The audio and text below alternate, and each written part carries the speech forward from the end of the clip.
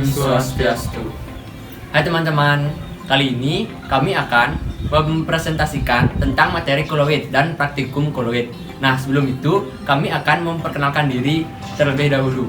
Dimulai dari saya. Nama saya Imade Dwi Gayana Putra, absen 12. Nama saya Imade Kiki Cahyadi, nomor absen 13. Nama saya Komodo Sedang Netra, absen 21. Nah, silakan disimak.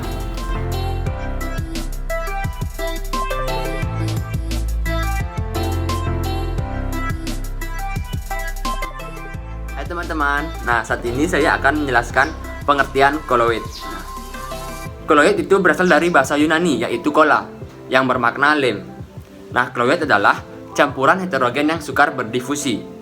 Untuk sistem koloid tersusun dari zat terdispersi dan medium pendispersi.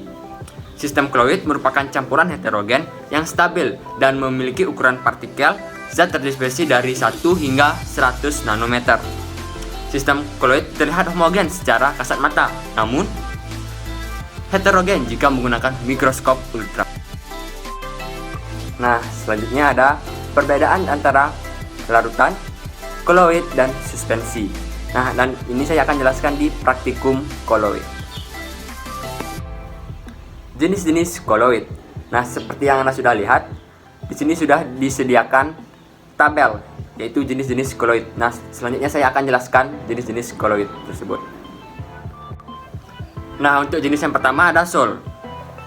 Koloid ini tersusun atas padatan yang terdispersi dalam medium cair. Contohnya itu ada cat, darah, tinta, sol belerang, dan sol emas. Yang kedua ada sol padat. Koloid ini substansinya terdispersi dan medium pendispersinya sama-sama memiliki fase padat. Contoh, permata, baja, kuningan, perunggu, dan kaca berwarna. Yang ketiga ada aerosol. Nah, koloid ini memiliki substansi yang terdispersi berupa cairan dalam medium gas. Contohnya ada kabut, eksudan hutan, uap panas, geyser, hairspray, dan parfum.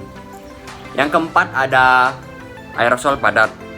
Koloid ini memiliki substansi terdispersi berupa padatan dalam medium gas. Nah, contohnya itu ada debu, asap kendaraan bermotor, asap pabrik, dan asap pembakaran sampah. Nah, yang kelima ada emulsi. Koloid ini memiliki substansi yang terdispersi dan medium pendispersinya sama-sama memiliki fase cair dan membentuk campuran yang stabil. Contohnya itu ada susu, santan, suplemen makanan cair, minyak ikan, yogurt, kuning telur, dan krim pada espresso. Yang keenam ada emulsi padat atau gel. Nah, koloid ini memiliki substansi yang terdispersinya berupa cairan dan medium pendispersinya berupa padatan yang membentuk campuran yang stabil. Contohnya itu ada agar-agar, mentega, keju, mutiara, dan silika gel. Nah, yang ketujuh ada buih atau busa. Koloid ini memiliki substansi terdispersi berupa gas dan medium pendispersinya berupa cairan. Contoh, whipped cream, gelembung sabun, krim cukur, dan busa pemadam kebakaran. Yang kedelapan ada buih padat atau busa padat. Nah, koloid ini memiliki substansi terdispersi berupa gas dan medium pendispersinya berupa padatan. Contoh ada batu apung, marshmallow, karet busa, dan styrofoam. Sifat-sifat koloid. Yang pertama ada efek Tinel. Efek Tinel adalah fenomena penghamburan cahaya oleh partikel koloid yang menghasilkan berkas cahaya pada sistem koloid. Penghamburan ini terjadi akibat partikel memiliki ukuran yang mendekati panjang gelombang cahaya tampak. Contohnya yaitu lampu pada jalanan berkabut dan mata berwarna biru. Yang kedua ada gerak Brown. Gerak Brown adalah gerak acak dari partikel koloid akibat terjadinya tumbukan antara partikel koloid dengan partikel medium pendispersinya. Contohnya yaitu pergerakan asap dan bentuk awan. Yang ketiga ada adsorpsi. Adsorpsi adalah proses penyerapan partikel bermuatan oleh koloid pada permukaannya, sehingga koloid juga memiliki muatan. Contohnya yaitu debu mengadsorpsi elektron dari udara dan tawas bermuatan positif akibat menyerap ion H+ pada permukaannya. Yang keempat ada koloid pelindung. Koloid yang ditambahkan pada sistem koloid lain yang berfungsi untuk menjaga kestabilan suatu koloid. Contohnya yaitu gelatin yang digunakan pada saat pembuatan es krim dan sol emas, pati yang digunakan pada proses pembuatan lateks, dan minyak silikon pada adonan cat.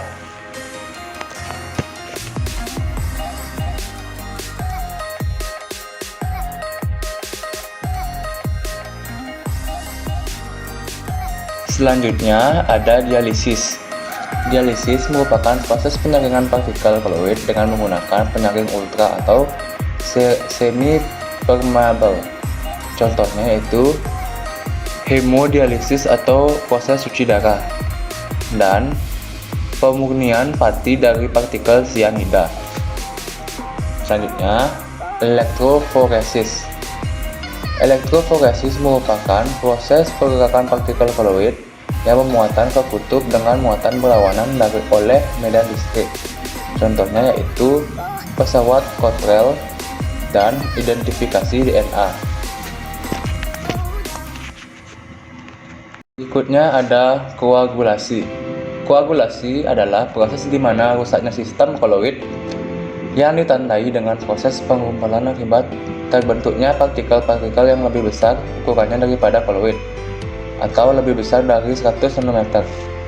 Contohnya, penggumpalan darah oleh racun, penjernihan air dengan penambahan tawas, koagulasi susu akibat pengasaman perubahan pH, koagulasi telur akibat perebusan atau pemanasan, dan pembentukan delta muara sungai akibat adanya elektrolit atau ion dari garam air laut. Koloid liofil dan koloid liofob. Koloid liofil adalah koloid yang partikel terdispersinya memiliki interaksi yang kuat dengan medium pendispersinya. Jika mediumnya menggunakan air disebut sebagai hidrofil. Contoh koloid liofil adalah sol kanji atau amilum, gelatin dalam air, dan protein dalam air. Koloid liofob merupakan koloid yang partikel terdispersinya memiliki interaksi yang lemah dengan medium pendispersinya. Jika mediumnya menggunakan air disebut sebagai hidrofob. Contohnya yaitu koloid liofil, sol belerang, sol emas, sol platina, dan sol As2S3.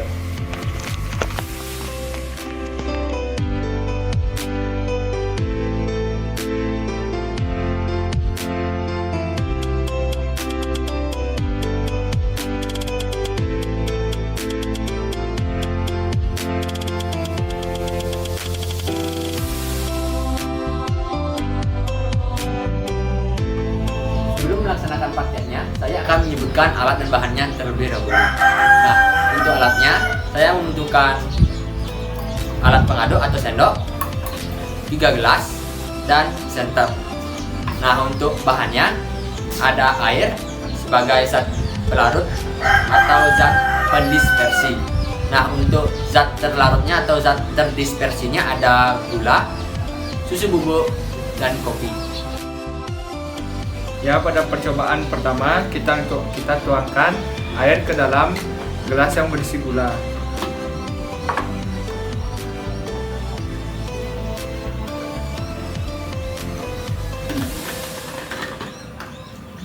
Kemudian kita aduk merata.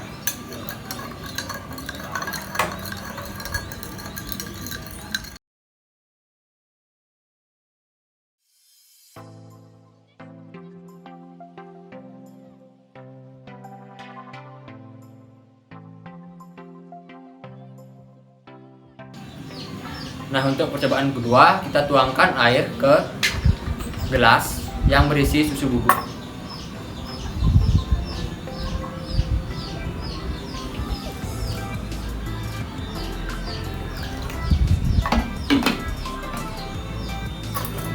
Kemudian aduk sampai rata.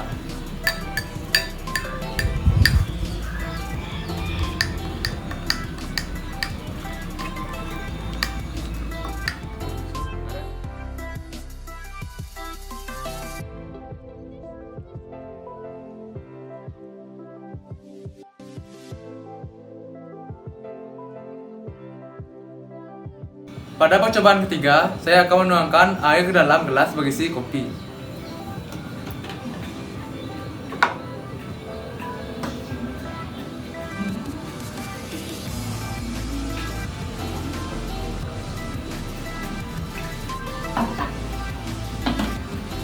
Lalu kita aduk sampai merata.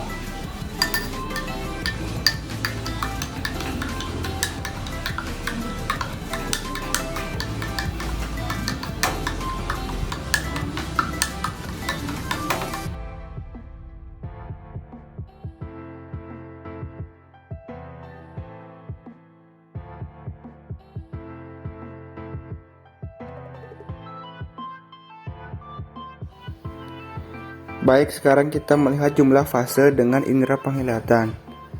Pada gelas pertama, hanya terdapat fase homogen yang jernih dan stabil. Di sini, tampak tidak terjadi pemisahan fase atau endapan.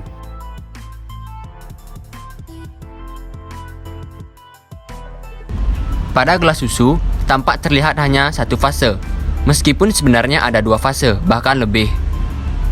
Keruh, tampak stabil, dan campuran ini dapat dipisahkan dengan proses pemanasan dan pendinginan. Dan pada gelas ketiga, terlihat nyata terdiri dari dua fase heterogen yang terpisahkan secara perlahan dan tampak tidak stabil.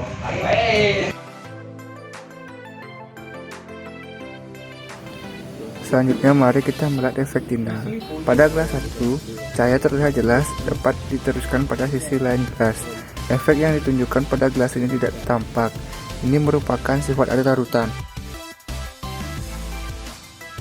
Pada gelas susu, cahaya tidak dapat diteruskan menembus sisi lain gelas, namun dibiaskan ke segala arah oleh partikel.